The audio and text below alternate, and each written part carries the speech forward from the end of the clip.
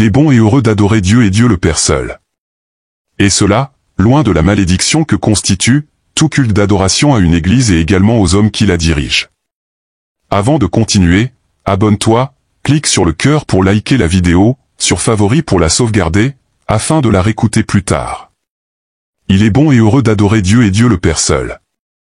Et cela, loin de la malédiction que constitue tout culte d'adoration à une église et également aux hommes qui la dirigent. La bénédiction est en plénitude selon mon Seigneur Jésus, l'unique Christ et Seigneur, quand tu adores Dieu le Père, et Dieu le Père seul en esprit et en vérité. Jean chapitre 4 verset 23 au verset 24. Citation. Mais l'heure vient, dit Jésus, et elle est déjà venue, où les vrais adorateurs adoreront le Père en esprit et en vérité, car ce sont là les adorateurs que le Père demande. Il rejette simplement les autres dont tu fais peut-être partie, qui pensent l'adorer lui Dieu, alors qu'ils adorent l'Église qui est sa créature et qui devrait être sur la terre, sainte et épouse de son Fils, mais qui est tout le contraire, ainsi qu'ils adorent ces hommes dirigeants qui devraient être des serviteurs, mais qui sont tout sauf cela. Dieu est esprit, et il faut que ceux qui l'adorent en esprit et en vérité. Fin de citation. Où est l'esprit? Et où est la vérité? Quand l'Église qui doit adorer Dieu, est elle-même adorée par toi? Où est l'esprit? Et où est la vérité? Quand les hommes d'Église qui doivent adorer Dieu sont eux-mêmes adorés par toi, et se plaisent à se faire adorer par toi. L'Église est fondée par Jésus-Christ notre unique Monseigneur, pour adorer Dieu le Père et continuer à l'adorer au ciel. Elle n'est ni au-dessus du Christ ni digne d'un quelconque culte d'adoration qu'il faut lui rendre. Elle n'est pas une déesse, et ces hommes sont déclarés des serviteurs inutiles par notre Seigneur Jésus-Christ. Et même s'ils sont bons, ils ne doivent être que des exemples, des modèles pour nous, pas plus. Luc chapitre 17 verset 10. Citation. Vous de même, quand vous avez fait tout ce qui vous a été ordonné, dites, nous sommes des serviteurs inutiles, nous avons fait ce que nous devions faire. Fin de citation. Ils ne sont donc dignes ni d'un culte d'adoration ni de vénération quelconque. Ils ne sont pas parfaits, et s'ils sont des pécheurs, ils doivent se convertir loin de toute hypocrisie et dans la vérité. Ce que je possède ne peut pas être mis au-dessus de moi.